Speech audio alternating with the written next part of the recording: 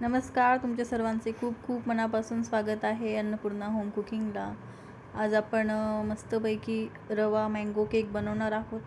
त्यासाठी आपण मापाने काही साहित्य घेतलेलं आहे. तोपर्यंत तुम्ही लवकर माझ्या चॅनलला सबस्क्राईब नसेल केलं तर नक्की करा. आपण मिक्सरचं भांडं घेतलेलं आहे. यामध्ये आपण आता आधी 1 वाटी रवा घेऊया. रवा जाड किंवा बारीक कुठलाही चालेल, कारण आपण तो ग्राइंड करणार आहोत. यामध्ये आपण आता मँगोचा जो पल्प काढलेला आहे तो घालूया 1 वाटी. 1 वाटी रवा, 1 वाटी मँगोचा पल्प आणि अर्धी वाटी साखर. अशा प्रमाणामध्ये आपण केक बनवणार आहोत. यानंतर आपण केसर जे आहे ते यामध्ये थोडंसं घालूया.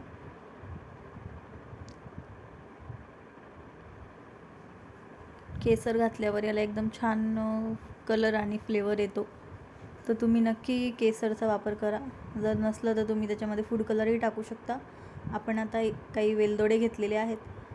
आपण त्याची साल काढून ते आपण त्यामध्ये टाकूया. तुम्ही अन्नपूर्णा होम कुकिंगला जर सबस्क्राईब नसेल केलं तर नक्की करा. हा केक एकदम कमी साहित्यामध्ये लागतो, एकदम परफेक्ट मेजरमेंट आहे आणि खूप चविष्ट लागतो. तुम्ही नक्की तुमच्या घरी ट्राय करून बघा. अगदी कमी वेळामध्ये, कमी साहित्यामध्ये एकदम चविष्ट केक आपण बनवू शकतो. सध्या मँगो सीझन पण चालू आहे. एक एक करून आपण इलायची यामध्ये घातली आहे. आपण 1 वाटी दूध घेतलेलं आहे. इथे आपण आधी अर्धच घालूया आणि नंतर मग थोडंसं घालूया.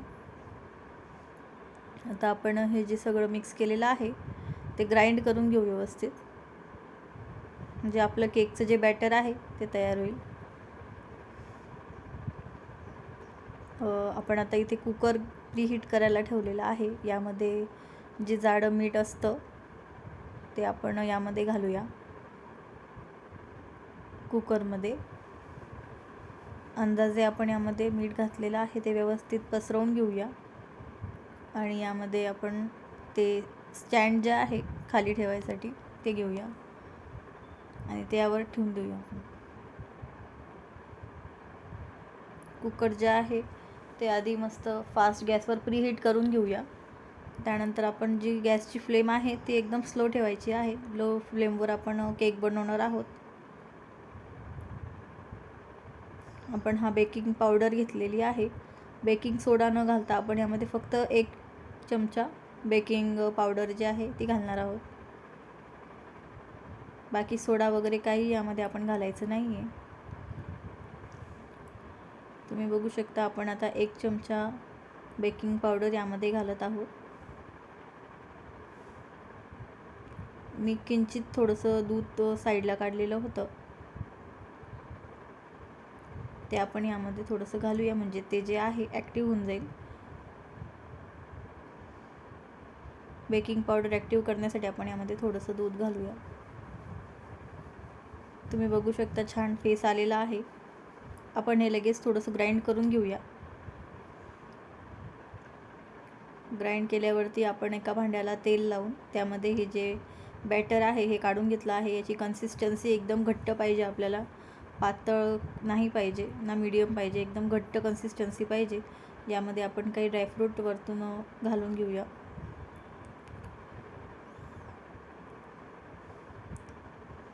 तुम्ही बघू शकता आणि हे व्यवस्थित टॅप करून घेतलेलं आहे.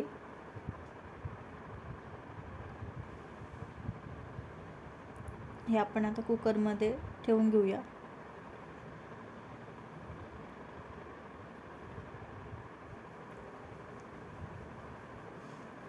कुकरची शिट्टी आपण काढून घेतलेली आहे आणि आपण 45 मिनिटांसाठी जे आहे ते लो फ्लेमवरती हा केक होऊ देऊ व्यवस्थित.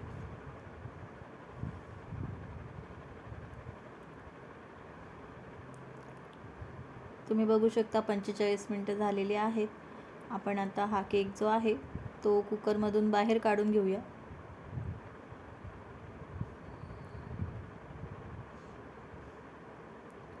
हा केक आपण आता बाहेर काढलेला आहे. तुम्ही बघू शकता आपला केक एकदम तयार आहे. हा गरम गरम आपण न काढता यावर आपण झाकून देऊया एका कपड्याच्या साहाय्याने आणि थंड झाल्यावरती आपण हा केक काढूया.